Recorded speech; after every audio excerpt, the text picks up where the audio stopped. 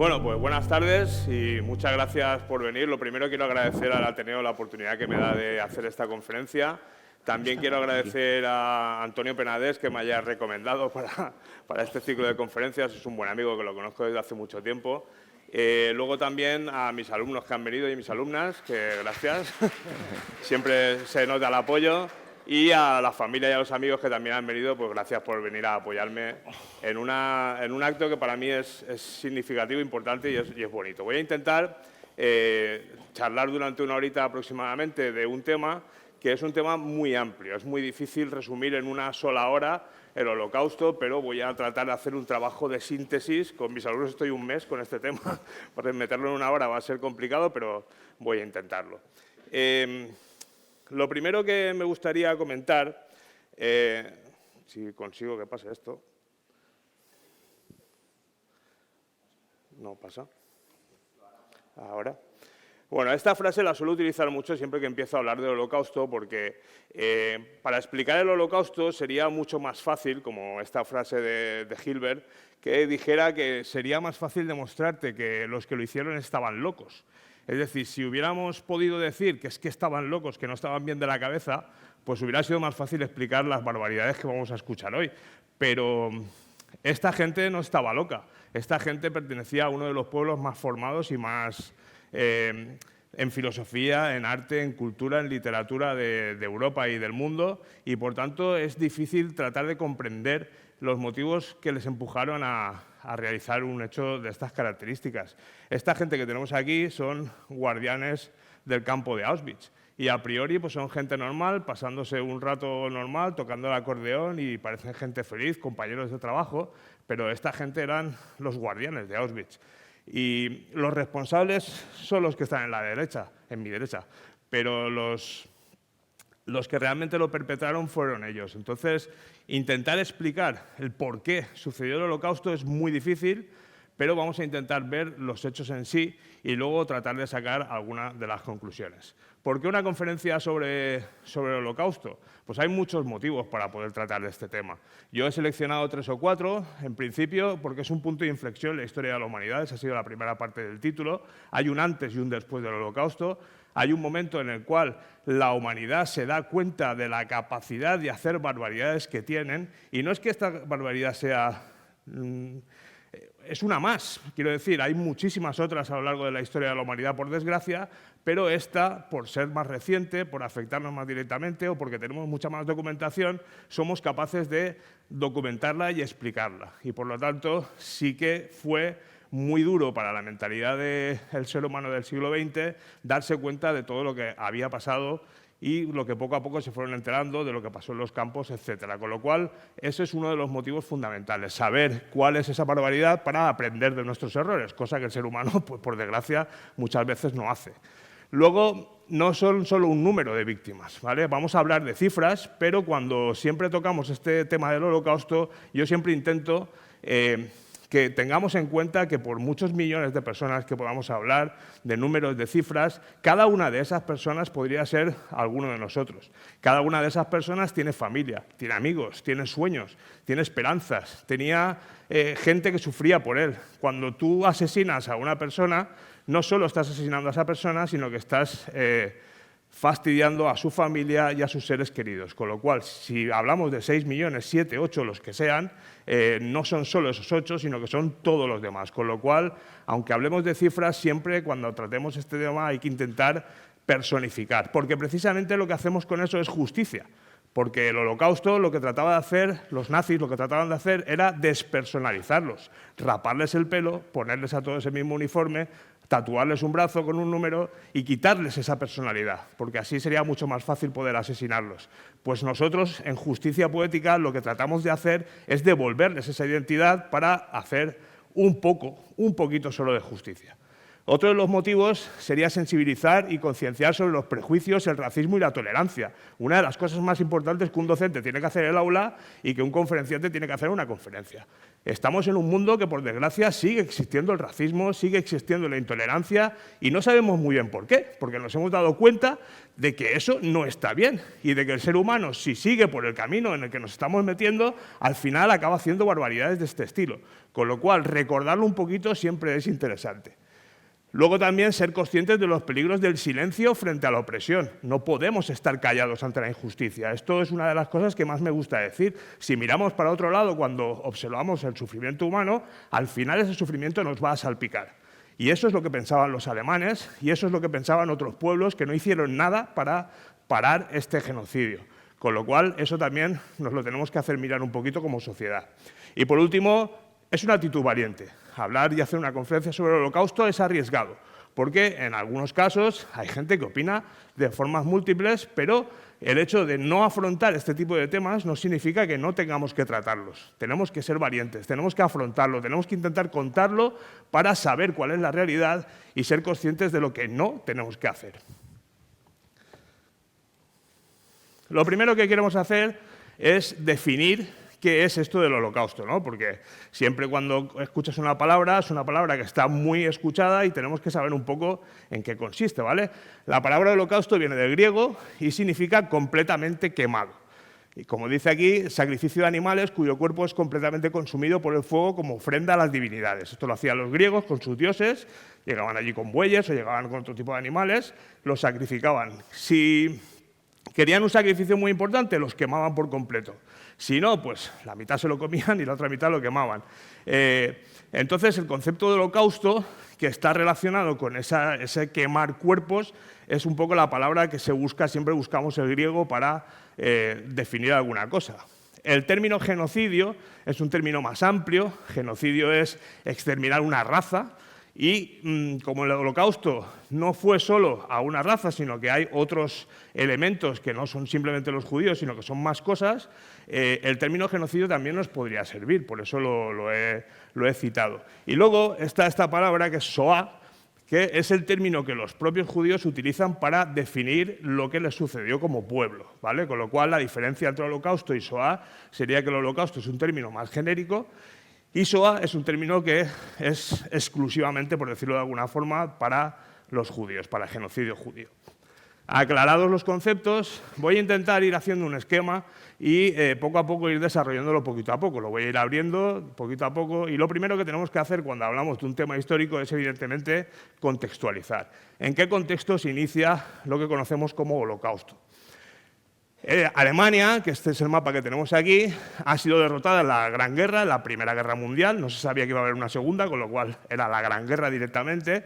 Y además de estar derrotada, se consideran humillados. Humillados porque el Tratado de Versalles, que ha puesto fin a la guerra, les ha quitado territorio, les ha impedido tener ejército, etcétera, etcétera, ¿vale? Con lo cual, esa humillación que sienten los alemanes va a ser combustible para el futuro arranque del Partido Nacional Socialista. Luego también, en el año 29, surge la Gran Depresión en los Estados Unidos y los Estados Unidos, que estaba ayudando a recomponer la economía de Europa, tira para atrás, frena las inversiones y eso hace que Alemania, que estaba empezando a levantarse un poquito, ¡pam!, se pegue otro trompazo y caiga. Por lo tanto, hay más paro, el dinero deja de servir, hay hiperinflación.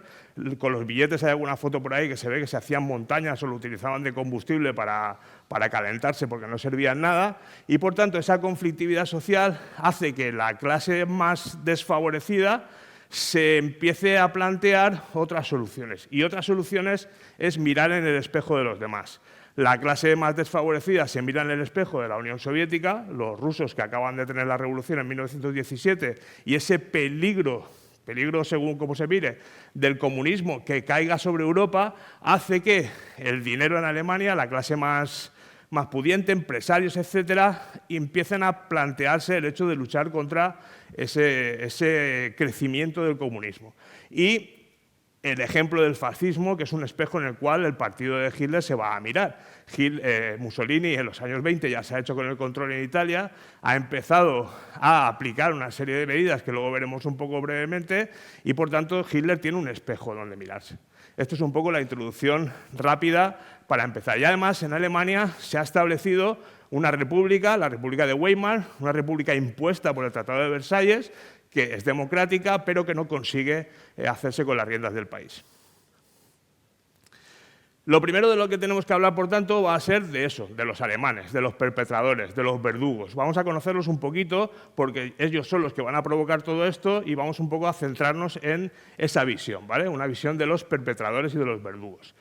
En Alemania ha surgido un partido, que es el Partido Nacional Socialista, el NSDAP, dirigido por Hitler, un antiguo cabo austríaco que poco a poco se ha metido en los círculos políticos de Múnich, ha intentado dar un golpe de Estado como hizo Mussolini en su momento y ha fracasado, ha pasado por la cárcel donde ha podido escribir sus memorias, que es el Mein Kampf, que es un libro que se llama Mi lucha y que es donde él prácticamente, más que escribir, dicta a su secretario sus principios políticos, y esos principios políticos de Hitler son un poco resumidos muy brevemente, porque esto sería para otra ponencia, ¿no?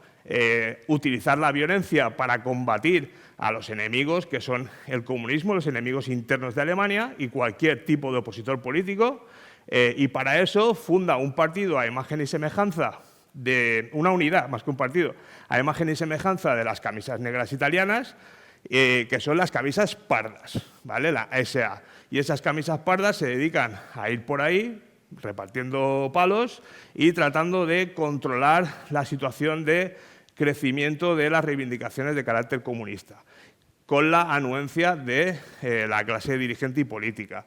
Luego también son ultranacionalistas, es decir, Alemania primero, y esto no sé si les sonará un poco últimamente de Estados Unidos y tal, de primero yo y luego yo y después yo. Tenemos que intentar mirarnos a nuestro ombligo y recuperar la grandeza de la gran Alemania, el nuevo Reich que gobernará durante 1000 años, etcétera, etcétera. Estos son los delirios de grandeza que comparten todos los sistemas totalitarios del mundo. Es antidemócrata, por supuesto, porque la democracia es la participación política de los ciudadanos y eso no le interesa a un partido que quiere controlarlo todo, con lo cual es muy importante esta característica. Es anticomunista, considera a los comunistas el enemigo público número 1 a abatir y es, lo más importante para esta conferencia, antisemita, es decir, odia a los judíos bajo todos sus conceptos y le echa la culpa de todos los males habidos y por haber. En el año 33, Hitler asume el poder, no nos vamos a detener en los detalles, pero el canciller Hindenburg, el presidente Hindenburg, que está ahí y que le quedaba pocos días de vida ya, estaba muy mayor, le otorga a Hitler el poder de la Cancillería, este asume el poder y poco a poco va aplicando los principios de un gobierno totalitario, que son un poco los que hemos visto anteriormente y que se resumen en esta frase que se puede ver aquí, que está en alemán y que yo se lo voy a reducir muy brevemente. Bueno, yo no sé cómo se dice en alemán, porque en alemán voy un poco corto, pero es Ein Volk, ein Reich, ein Führer, que significa un pueblo, un imperio y un líder, ¿vale? Que el líder, por supuesto, es Adolf Hitler. Resumiendo un poco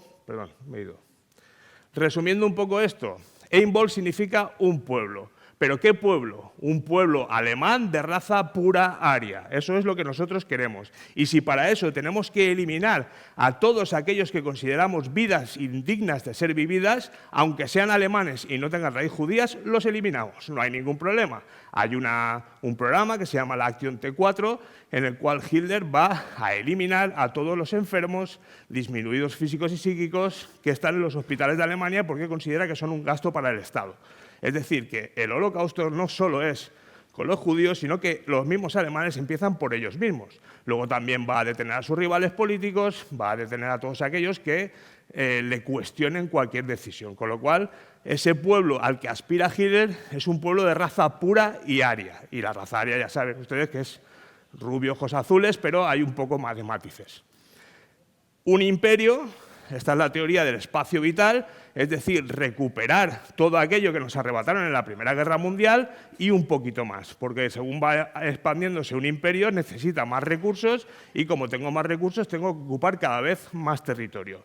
Y un líder, por supuesto, un líder único, el padre de todos, el que se preocupa por todos nosotros, nuestro amado Führer, que es el que sabe lo que nos conviene, ¿vale? Un sistema totalitario de manual. Y las víctimas, ¿vale? Que sería la parte de la derecha.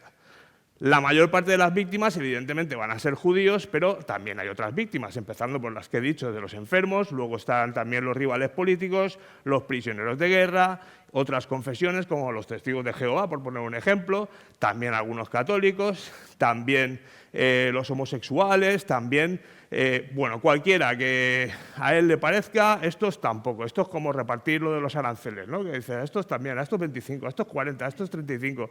Es decir, es un poco que tiene para todos, ¿no? Pero fundamentalmente se centra en los judíos. ¿Y los judíos dónde estaban?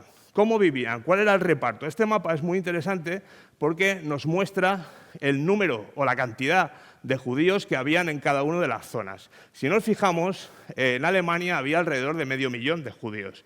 Y cuando Alemania se expande por Austria, por Checoslovaquia y por la zona esa de su antiguo imperio, pues llega a alcanzar, no llega al 1.000.000 de personas, al 1.000.000 de judíos.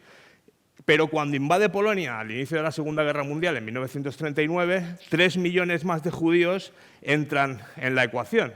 Y cuando finalmente, con la Operación Barbarroja, invade la Unión Soviética, las cifras se disparan. Con lo cual, en un principio, afecta solamente, entrecomillado lo de solamente, alrededor de 500, 600, 700.000 personas. Algunas de ellas tienen la fortuna de poder huir viendo lo que se les viene encima, pero otros se quedan y es un error o no tienen más remedio que hacerlo. Se calcula, y esto son cifras, a mí no me gusta centrarme tanto en las cifras, porque las cifras no nos dicen nada, lo que nos dicen son las historias reales, pero sí que como historiador, como documentalista tienes que notificarlas. Se calcula que algo más de 6 millones de judíos fueron asesinados en campos, en matanzas por balas y de otras formas, por abusos, por trabajo, etc. 3,3, 800.000 gitanos, los Roma Sinti, que eran unos gitanos que vivían más o menos en la zona de Hungría, Rumanía, etc., también son exterminados, se consideran seres impuros. Luego 3,3 prisioneros de guerra soviéticos y de otros países enemigos, pero fundamentalmente soviéticos. Al menos 7.000 españoles, de los 10.000 que se calcula aproximadamente que estuvieron en Mauthausen, en Austria, en un campo de concentración. 1,8 millones de polacos no judíos y luego una cantidad difícil de precisar de discapacitados, asociales, homosexuales, testigos de Jehová, disidentes, librepensadores, personas negras, en fin, la lista es inmensa. Todos esos son las víctimas del nazismo y algunas más que no conoceremos. El Holocausto se desarrolla en 3 fases. ¿Vale? La planificación es en 3 partes. Una primera parte en la cual los alemanes deciden que los judíos no tienen derecho a vivir como judíos. ¿Vale? Hitler ha escrito Mein Kampf, ahí ha hecho su testamento político, le ha echado la culpa a los judíos y a una conjuración judeo-masónica de carácter mundial que quiere detentar el poder y acabar con todo. Y entonces lo primero que hay que hacer es quitarlos, no permitirles vivir como tal. Y para eso lo que va a hacer es una estrategia de presión de forma más o menos gradual. La primera de las decisiones que va a tomar va a ser el boicot de los negocios. Tiene unas unidades de combate, que son las camisas pardas, que se van a poner en la puerta de los negocios a intentar evitar que el resto de personas compre en esas tiendas. Eso es tan solo un ejemplo. Luego les excluye de determinados oficios. No puede haber médicos judíos, no puede haber profesores judíos, no puede haber nada que sea judío en un estamento que dependa del Estado. Luego se les quita la nacionalidad, los judíos dejan de ser alemanes por decreto y finalmente pues esta presión se ve materializada en unas leyes, que son las leyes de Nuremberg, que se publican en 1935, por lo cual se impide que los judíos y los que no son judíos pues se puedan mezclar, entre otras cosas. Es decir, ahí se determina quién es judío y quién no es judío. Si tienes un abuelo judío, si tienes 2, si tienes 3, si tienes 4, si estás casado con una alemana, si no estás casado. Esto es un poco más difícil de comentar así brevemente, pero en definitiva se dice quiénes sí y quiénes no tienen derecho a vivir como verdaderos alemanes.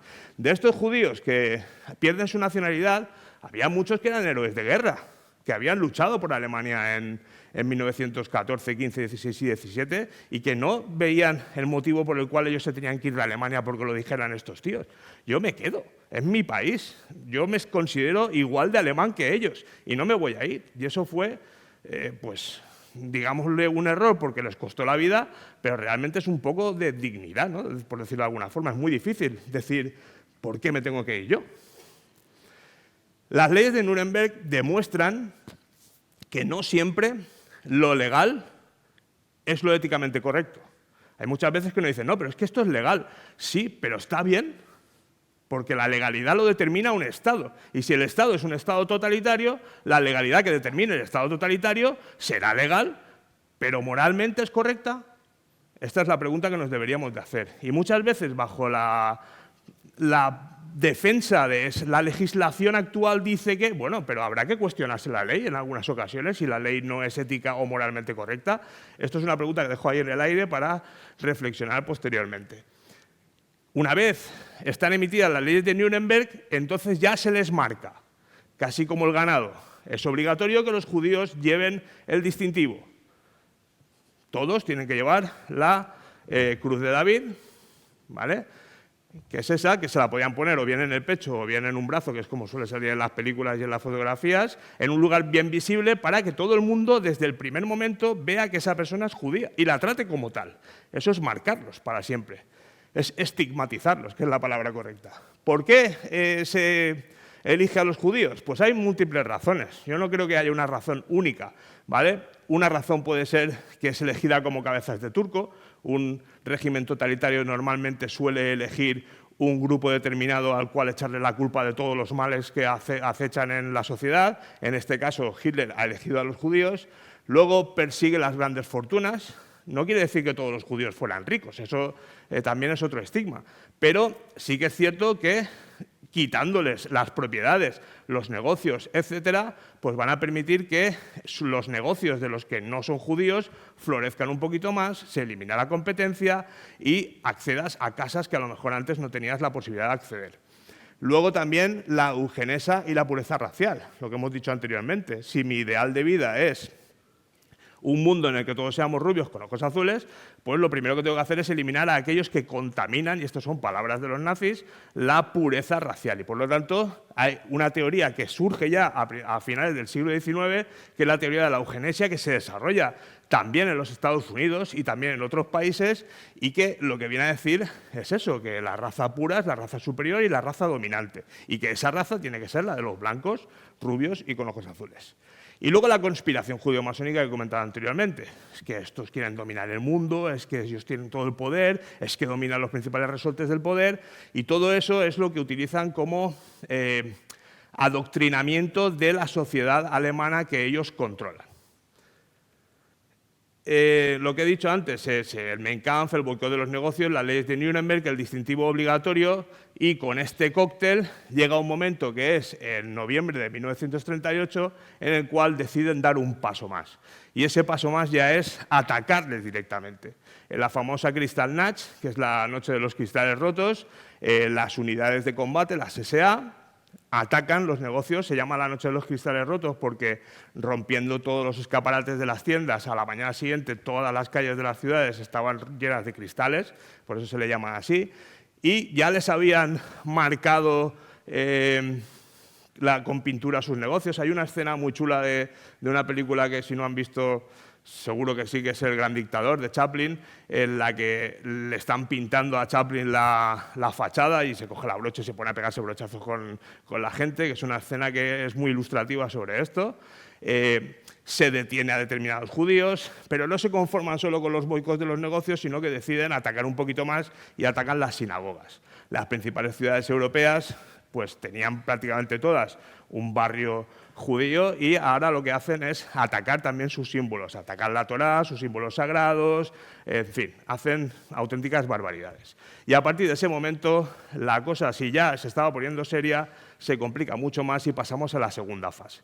La segunda fase es en la que los nazis deciden que los judíos ya no es que no puedan vivir como judíos, sino que ya no pueden vivir como entre nosotros. O sea, los vamos a sacar, no los queremos ver, no los queremos tener en el mismo sitio que nosotros, los apartamos, ¿vale? Y para apartarlos, lo que vamos a hacer es encerrarlos en unos barrios amurallados dentro de la ciudad, que son los famosos guetos.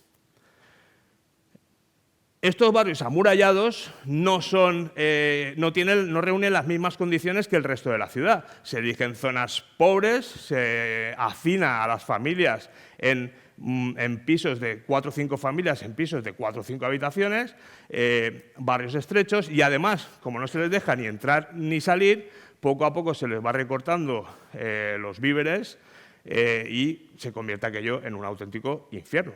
No se puede entrar, no se puede salir, no se puede hacer prácticamente nada. Cada vez que intentas decir algo, vienen los guardias o los policías o lo que sea y te castigan o te matan o se te llevan.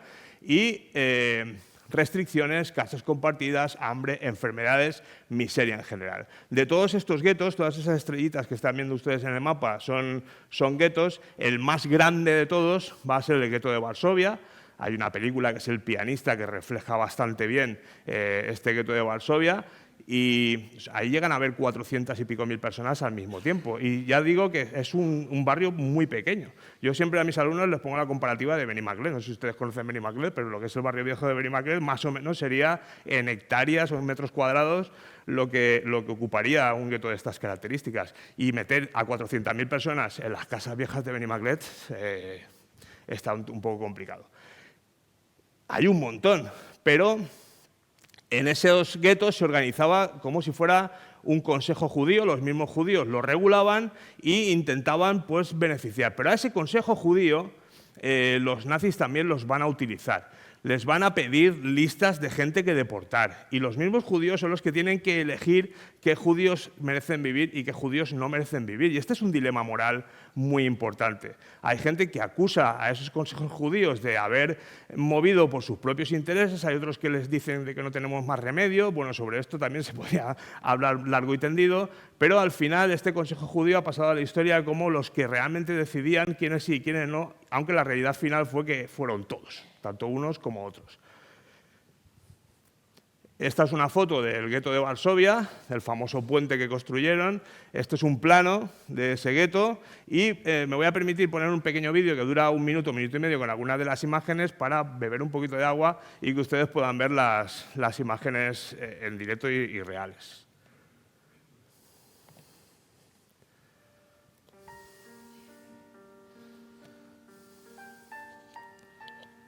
Before World War II, Warsaw was the center of the Jewish population of Europe. Jews had lived there for over 500 years. By the eve of the war, fully 30% of the city was Jewish. In 1939, the Germans conquered Poland. ¿Cómo está subtitulado? Disculpe un segundo. Que había un pequeño...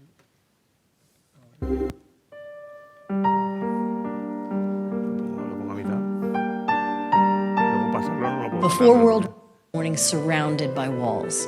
And now at the entrance to the ghetto stood very intimidating symbols of authority, German guards and Polish policemen. Any Jew who was found outside the ghetto was unceremoniously shot. The Jews were sealed inside the ghetto.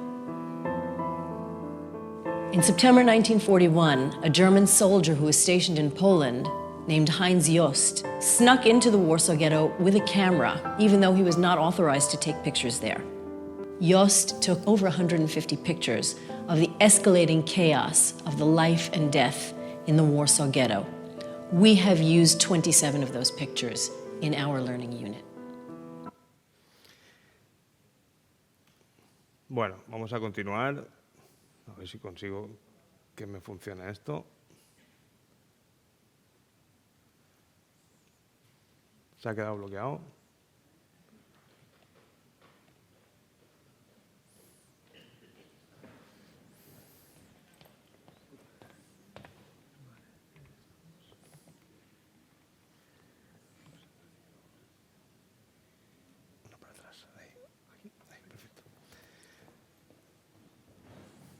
Vale. Después de haber encerrado en los guetos a todos estos miles y miles de judíos que les he comentado anteriormente, el ejército alemán en el año 1941 decide romper el pacto que tenía de no agresión con la Unión Soviética y atacar la Unión Soviética, una de las acciones militares más importantes de la Segunda Guerra Mundial y podríamos decir incluso de la historia de la humanidad. Y en ese ataque, un ataque que se puede ver en este mapa, que va en diferentes direcciones, lo que buscaban los nazis básicamente era primero el petróleo del Cáucaso, muy importante para su ejército que era muy motorizado, en segundo lugar atacar Moscú, que es la capital, y en tercer lugar atacar el Leningrado, que era la puerta hacia el mar Báltico, donde los rusos tenían la mayor cantidad de barcos, ¿no? Uno de los mayores puertos militares que tienen. El avance es muy rápido, ya saben ustedes que los nazis atacaban con la Blitzkrieg, que es la guerra relámpago, una guerra basada en movimientos muy rápidos de sus ejércitos, con bombardeos, con los tanques, los famosos Panzer, que avanzaban muy rápido, y se plantan prácticamente a las puertas de Moscú. Pero ese avance rápido va acompañado, kilómetros atrás, por el avance de otros grupos que se llaman los Einsatzgruppen, unos grupos de policías más mayores que se dedican a ir pueblo por pueblo, seleccionando a los judíos de cada uno de los pueblos y asesinándolos a sangre fría, a plena luz del día y en fosas comunes. Los sacan del pueblo, los ponen en la plaza, los sacan un poquito hacia el bosque, les obligan a cavar una fosa, los ponen en la parte de la fosa, les meten un tiro en la nuca y a la marcha. Así una y otra y otra y otra vez.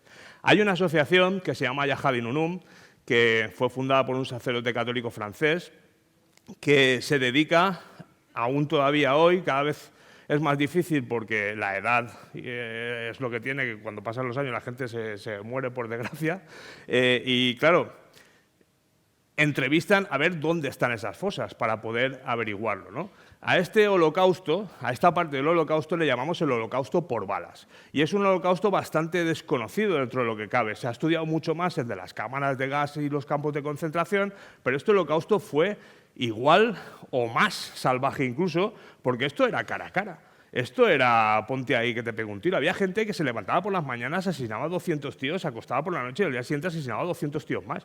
Es muy duro decir esto y es muy incomprensible. Y esto se ha estudiado, pero se ha estudiado poco. El estudio mejor que hay, o que yo considero que es mejor, es este libro que se llama Aquellos hombres grises, que acompaña a una de estas unidades, al batallón 101, si no recuerdo mal, y cuentan un poco lo que hacían con testimonios reales. Y, ostras, se te ponen los pelos de punta, te lees este libro y dices, madre mía, cómo eran capaces. Aquí lo que hacen los miembros de Yahad Nunum es buscar entre los pueblos de toda esta zona y tratar de que la gente mayor les diga, pues creo que la fosa estaba por ahí o creo que la fosa estaba por allá. Todos esos puntitos azules y rojos que ven en el mapa son fosas. Hay fosas de 10, de 100, de 1000, hay fosas de todos los tamaños, pero fíjense cómo es un asesinato sistemático y los alemanes son muy metódicos cuando hacen las cosas, también cuando asesinan. Esto es un mapa de las evidencias que nos ofrece Yahad Nunum, que les recomiendo que si alguna vez tienen un tiempo se metan. Está en inglés, pero hoy en día con los traductores de Google la verdad es que funciona bastante bien esto para acercarse. Y se pincha en el puntito y te informa del pueblo, las evidencias que hay, algunos testimonios incluso grabados en vídeo, y es muy interesante. Esto daría también pie para otra conferencia, pero no me puedo extender. Estos Einsatzgruppen eran 4 unidades que se desplegaron pues, por el territorio conquistado. Uno que tiró hacia Leningrado, otro que tiró hacia Moscú, otro que tiró hacia la zona de Kiev y otro que tiró por Ucrania hacia Odessa. Este es el más sangriento de todos, el de Odessa. Es que no les puedo contar mucho más, que no habla por sí solo. Pero el que nosotros más conocemos, tal vez porque esté más cercano, tal vez porque es más impresionante, es el holocausto de campo de concentración y de cámara de gas, que es un poco el que vamos a tratar de afrontar en los últimos minutos de la conferencia. Antes de todo, lo dicho, cuando los alemanes invaden la Unión Soviética, se encuentran, como hemos visto en el mapa anterior, con 2,2 millones de judíos más.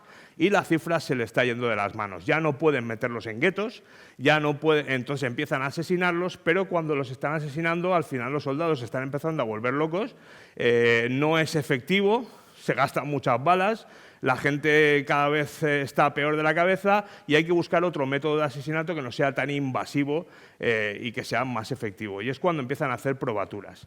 Y en una reunión que hacen en Berlín se toma la solución final al problema judío, como le llamaban ellos, y que se hace en esta preciosa casa, porque la verdad es que es preciosa, que está junto al lago en la Casa Wannsee, que se llama, que está en Berlín, muy cerquita, en el cual se reúnen 15 gerifaltes nazis, durante hora y media, hora 3/4, deciden el destino de todos los judíos de Europa. Y la elección es asesinarlos a todos. Voy a poner los primeros 2 minutos de la película La solución final, de Kenneth Branagh, que dura exactamente lo mismo que duró la reunión, en el que se ve un poco cómo era la casa en aquel momento. Nada, es un minutito.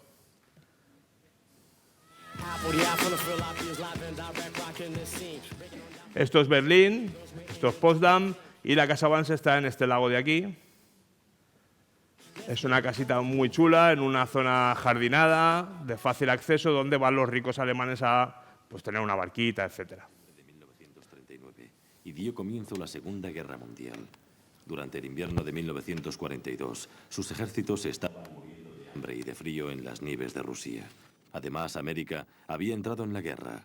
Por primera vez, el sueño de Hitler de un imperio alemán que durase 1000 años se ensombrecía. Mientras él enviaba y destituía generales y el invierno se encrudecía, 15 de sus hombres recibieron la orden de abandonar sus puestos de mando y ministerios para reunirse en una tranquila residencia junto a un lago en Wannsee, Berlín, lejos de los fragores del frente. En 2 horas, aquellos hombres cambiaron el mundo para siempre.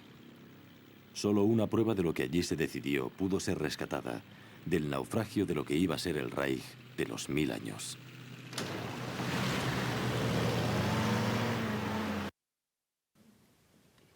Bueno, pues el 20 de enero de 1942, en hora y media, personajes conocidos para los que tengan curiosidad por la Segunda Guerra Mundial, como Heydrich o como Eichmann, por ejemplo, que luego será muy famoso, decidieron el destino en el salón que hay aquí a la izquierda de todos los judíos de Europa.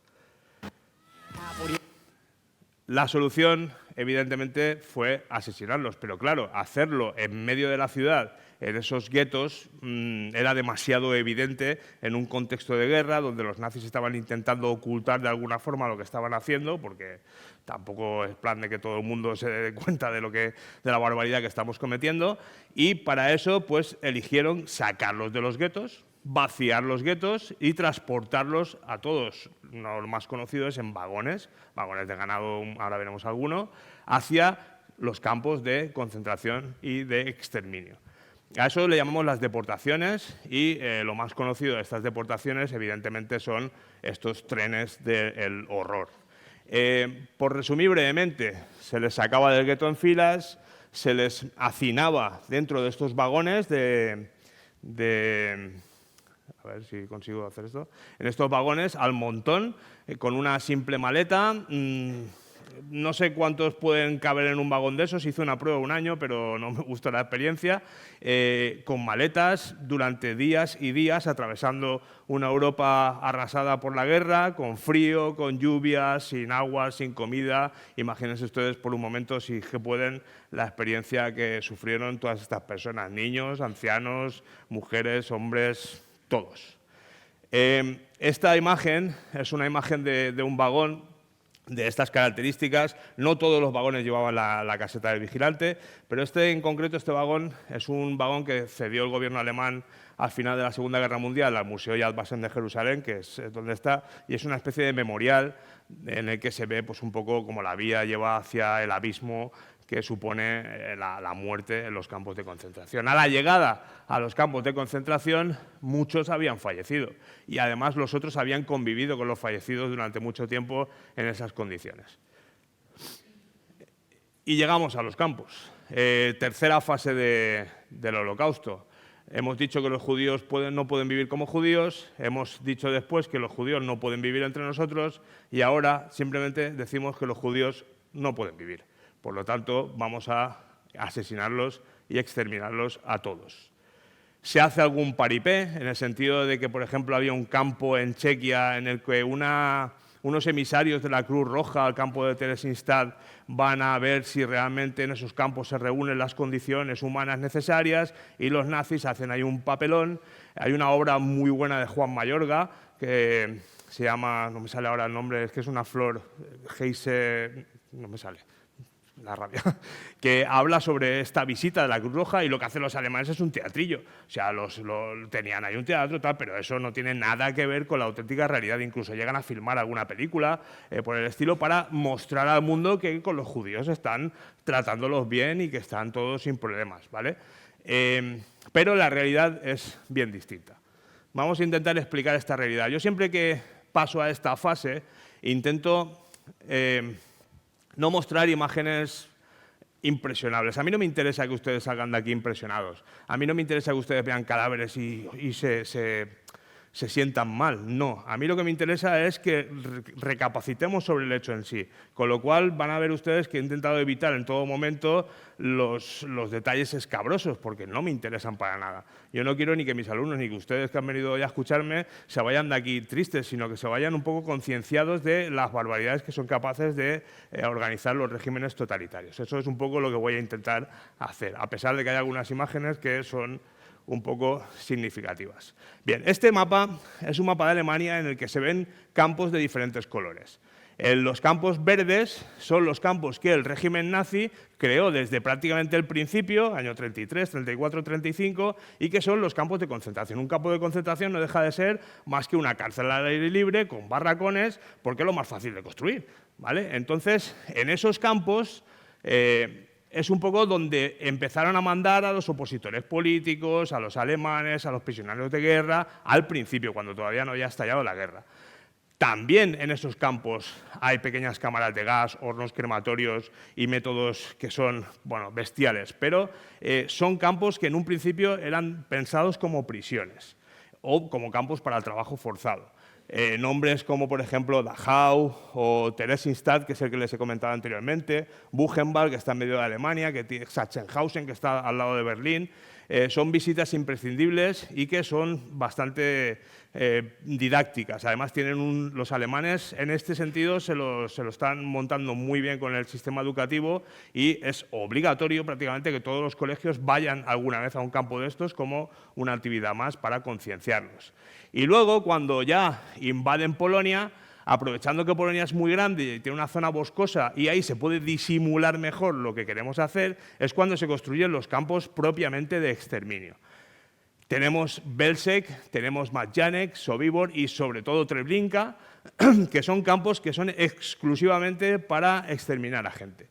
Luego hay pequeños campos en los que también se aprovecha para tener trabajos forzados y luego ya cuando ven que con esos campos no es suficiente es cuando ya dicen vamos a hacerlo ya más grande todavía.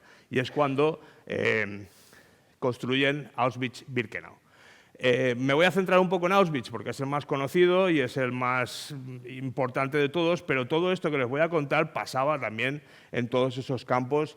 Algunos de ellos, por ejemplo, Treblinka, cuando Treblinka se construyó para vaciar el gueto de Varsovia y cuando el gueto de Varsovia se quedó vacío, lo que hicieron fue dinamitar las cámaras de gas, dinamitar los hornos crematorios y aquí no ha pasado nada. Luego los investigadores han conseguido delimitar dónde estaba, pero si ustedes van a Treblinka no van a ver nada. En cambio, en Auschwitz sí que van a ver cosas, pero están ahí, lo sabemos, y sabemos que aquello es un cementerio, y como esos, pues muchos otros. Esta es la puerta de Auschwitz. Esta es una foto que he cogido de la exposición que se hizo hace unos años en Madrid, que tuve la suerte de visitar. No sé si ustedes lo hicieron en el Canal de Castilla, que tienen un museo ahí, bueno, que es o sea, hacen varios temas, pero hicieron una de Auschwitz que estaba muy bien. Y el lema me gusta mucho, no hace mucho, no muy lejos. Realmente no hace tanto. Y tampoco fue tan lejos. Estamos hablando de pocos kilómetros. Hoy en día coges un avión y en 2 horas o 2 horas y media estás en Berlín. Vamos a ver un pequeño vídeo con algunas imágenes, no lo voy a poner entero, un par de minutitos para que hagamos un acercamiento a lo que es Auschwitz. Antes de empezar, hay que decir que el campo de Auschwitz, luego les pondré un plano, tiene dos partes.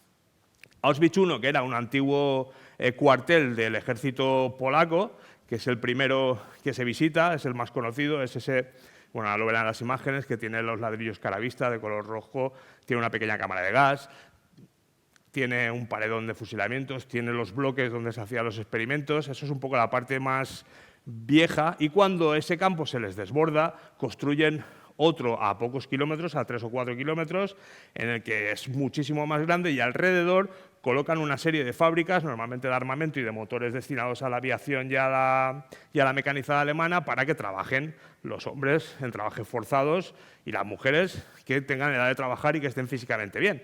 Entonces se convierte en un mixto, un campo de exterminio por un lado y por el otro lado en un campo de trabajos forzados. La combinación perfecta para que se convierta en un auténtico infierno. Vamos a ver Auschwitz I. Me he ido. Uy, qué delicado es esto. Ahora vamos a ver esas imágenes y así lo ilustramos un poquito mejor.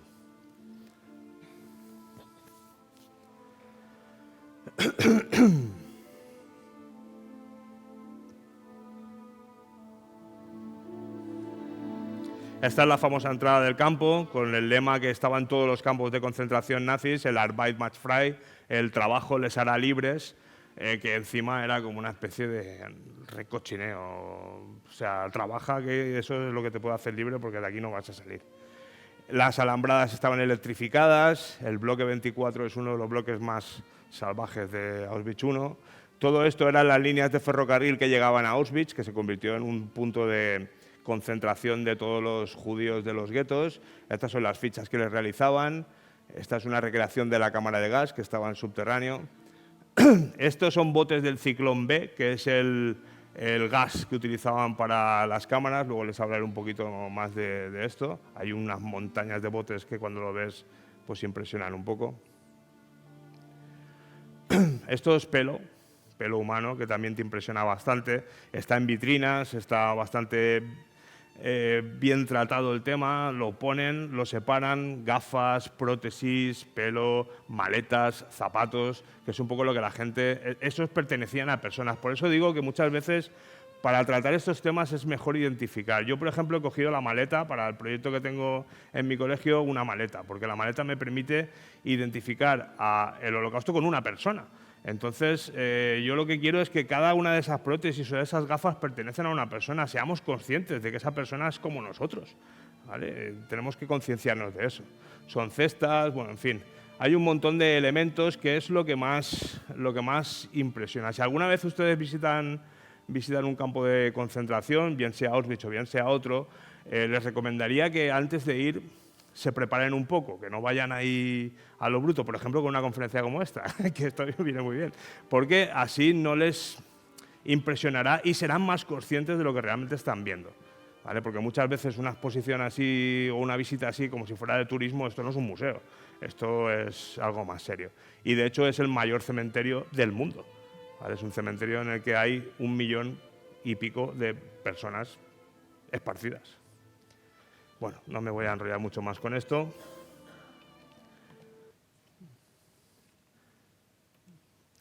Este es un plano de Auschwitz II o Birkenau, en el que se ve un poco más o menos cómo funcionaba el tema.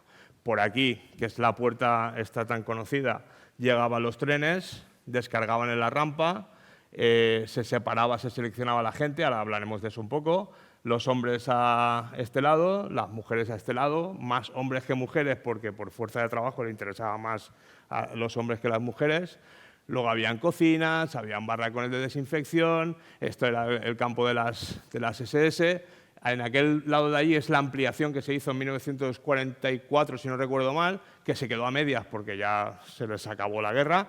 Y luego los puntitos rojos son cámaras de gas y hornos crematorios. Esto es una explanada enorme donde encontraron la muerte, fueron asesinados 1,1 millones de personas aproximadamente, porque es muy difícil tener cifras exactas.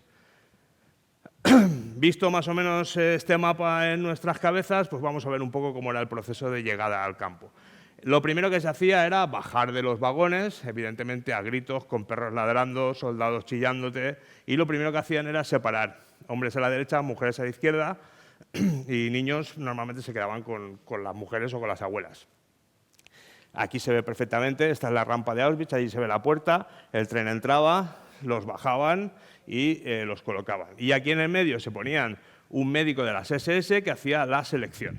La selección era muy simple, yo me pongo aquí en el medio de la fila y hago esto, derecha, izquierda.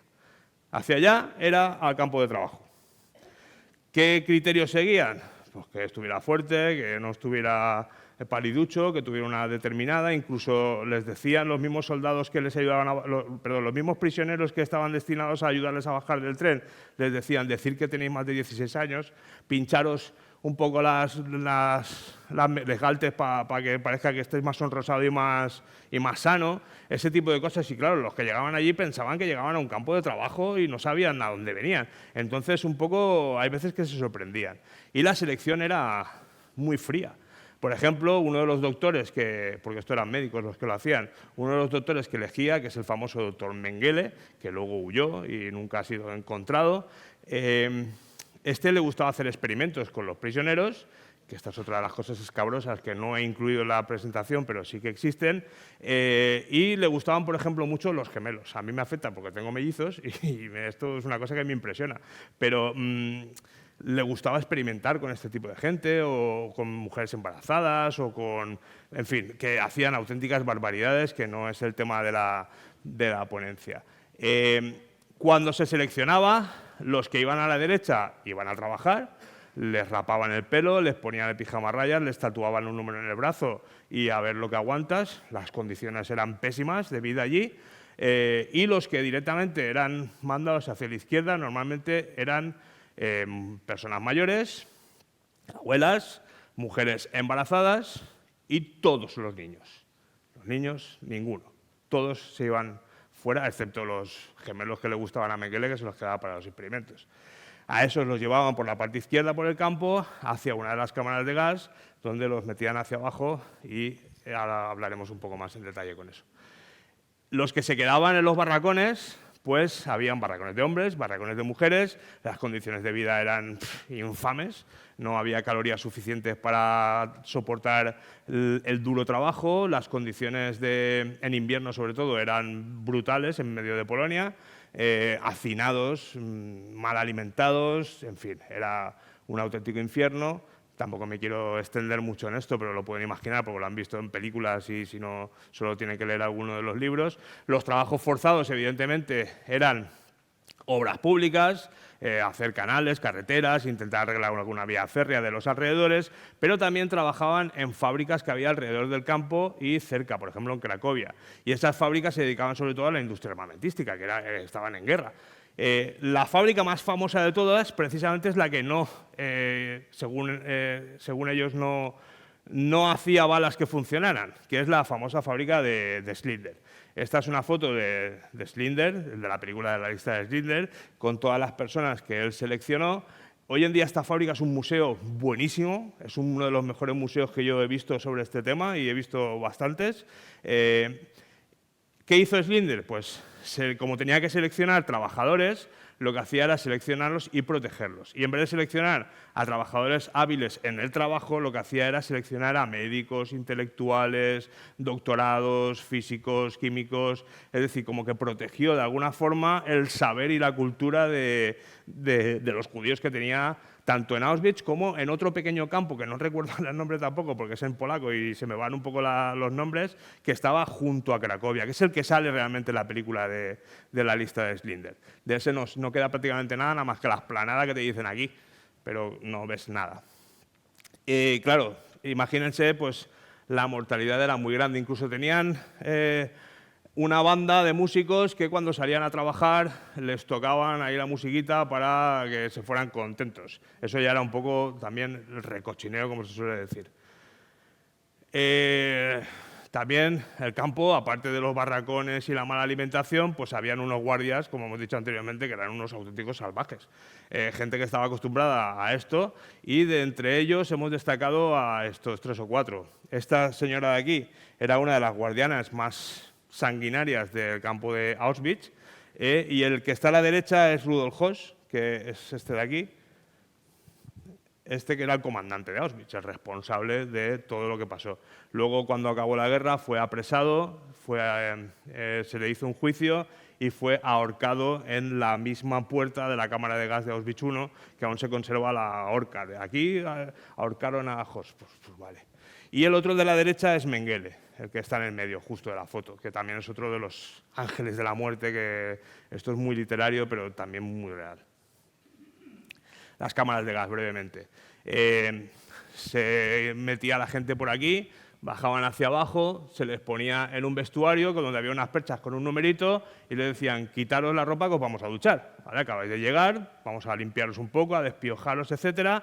Dejad vuestra ropa, acordaros del número y luego no os preocupéis que volvéis. ¿Para qué hacían esto? Pues para que la gente entrara voluntariamente. Si tú te dicen que te van a asesinar, pues te resistes, evidentemente. En cambio, si te dicen que has llegado a un campo y rápidamente te mueven para aquí y para allá y te dicen que te van a duchar, pues te lo quieres creer, porque te lo quieres creer, no te crees que van a gasearte.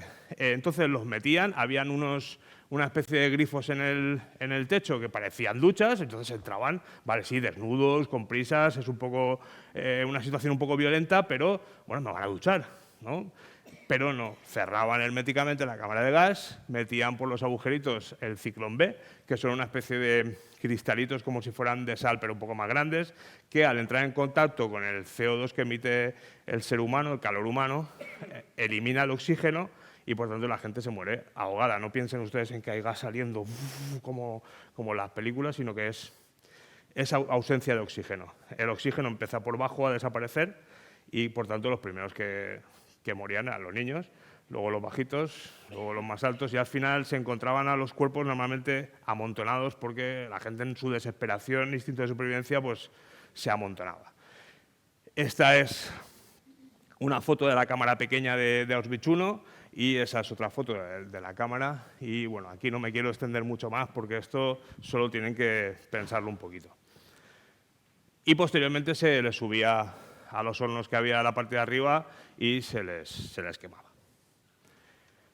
El campo fue liberado finalmente por las tropas Auschwitz por los soviéticos, los campos de Alemania que venían por el occidente por los norteamericanos y cuando los rusos y los norteamericanos se encontraron el pastel, pues claro, a pesar de que ya se lo podían imaginar, ya tenían algún testimonio, alguien que se había escapado que lo había contado, por mucho que te lo cuenten, hasta que no lo ves, pues.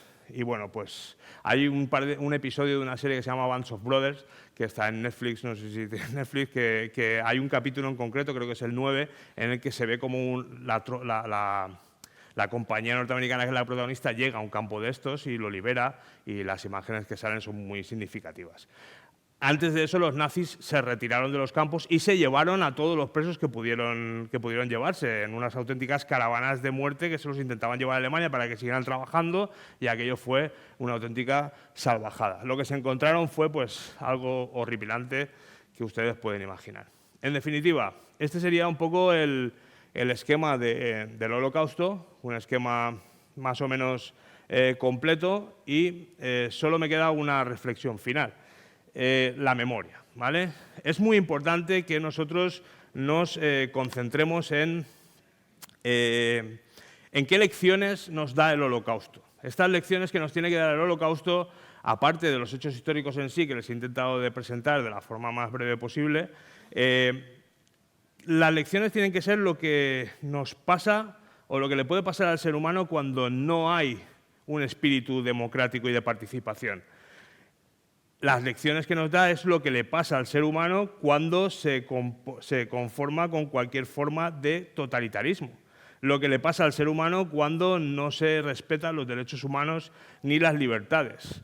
Esta es la auténtica lección que nos muestra Auschwitz y el Holocausto en general, de lo que somos capaces de hacer. Y, por tanto, la memoria tiene que ser lo que utilicemos para recordarlo, para mantener viva su memoria y saber lo que no tenemos que volver a hacer, porque el ser humano es el único animal, como ustedes saben, que tropieza 2 veces en la misma piedra. Cuando les hablen de racismo, cuando les hablen de xenofobia, cuando les hablen de guerra, cuando les hablen de nacionalismos, tengan ustedes en cuenta que si desarrollamos esas ideas podemos volver a liarla bastante parda, como suelen decir los jóvenes de hoy en día, liar la parda.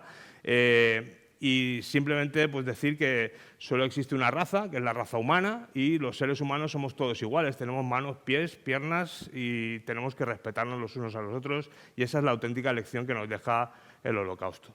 Voy a acabar con una pequeña poesía que dura un minutito, que la digo yo, me van a perdonar, pero es de Primo Levi, que es uno de los supervivientes del Holocausto de Auschwitz. Y ustedes que viven seguros en sus cálidos hogares, ustedes que al volver a casa encuentran la comida caliente y rostros amigos, pregúntense si es un hombre el que trabaja en el lodo, el que no conoce la paz, el que lucha por medio pan, el que muere por un sí o un no. Pregúntense si es una mujer la que no tiene cabello ni nombre, ni fuerza para recordarlo. Y si la mirada vacía y el regazo frío como una rana en invierno, piensen que esto ocurrió. Les encomiendo estas palabras, grábenlas en sus corazones. Cuando estén en casa, cuando anden por la calle, cuando se acuesten, cuando se levanten, repítaselas a sus hijos. Si no, que sus casas se derrumben y la enfermedad los incapacite y sus descendientes les den la espalda. Primo Levi.